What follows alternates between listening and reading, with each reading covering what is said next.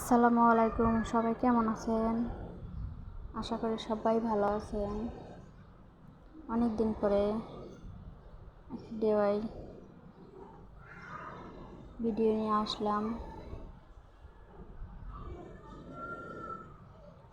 যদিও আমি এ ধরনের কাজ কখনো আর করিনি, আজকে প্রথম।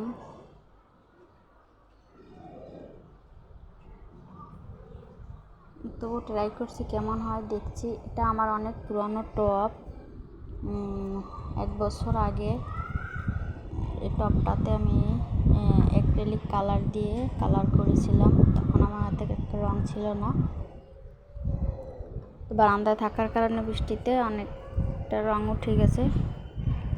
আর অ্যাক্রিলিক কালারের উপরে আমি গাম দিয়েছিলাম, যে কারণে রংটা উঠে নেই, মানে ধুয়ে যায়নি, যেহেতু অ্যাক্রিলিক কালার ছিল। তারপরেও গাম দেওয়ার কারণে ভালোই ছিল।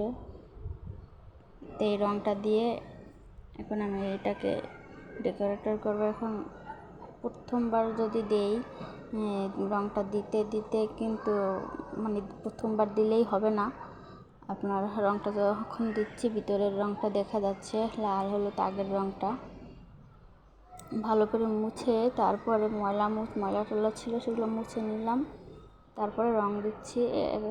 এখন হয়তো প্রথমবার দিচ্ছি, তাই বুঝতেছি না।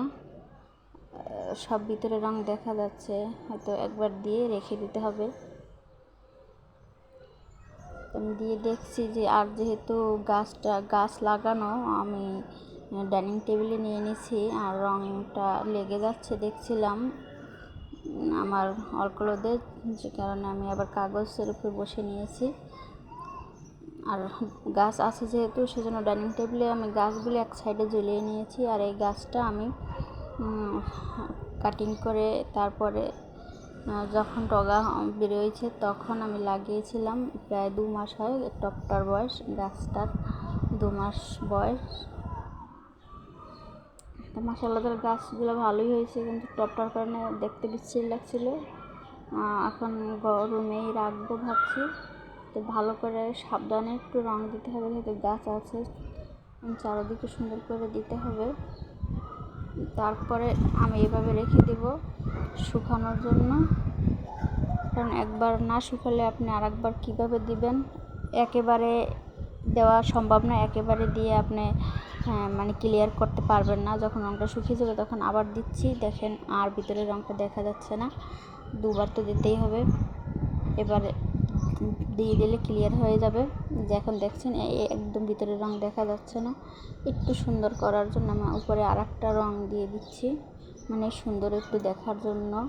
আমি এই সবুজ কালারটা হলুদ আর ব্লু কালার মিক্সার করার পরে সবুজ কালারটা এসেছে, যেহেতু আমি হলুদটা দিতে চাইছি না, সেজন্য দেওয়ার পরে দুটো রং মিক্সার করার পরে দেখছি এরকম একটা সুন্দর সবুজ কালার আসছে।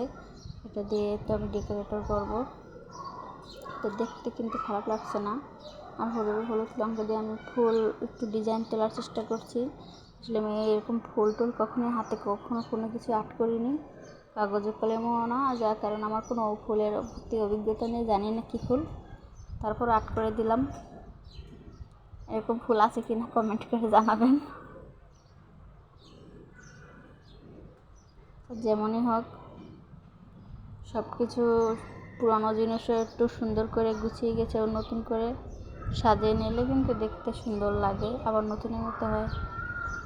যে হারে টপের খুব দাম, যাতে ঘরে অনেক সময় দইয়ের রসমালাইয়ের টপগুলো আসতেই থাকে, সেসব দিয়ে এরকম টপ বানালে কিন্তু মন্দ হয় না, আসলে দেখতে খুব সুন্দর লাগে এরকম রং করে নিলে।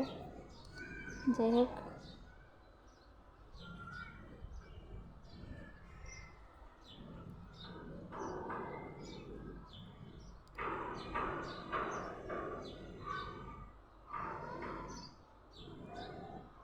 আমি কেমন আর্ট করলাম আমাকে কমেন্ট করে জানাবেন সবাই।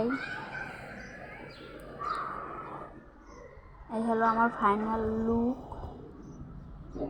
আমি জানালার সাথে ড্রয়িং রুমে জানালার পাশে ঝুলাবো, এভাবে ঝুলিয়ে দিলাম। দেখতে কেমন লাগছে আমাকে জানাবেন। আল্লাহ হাফেজ।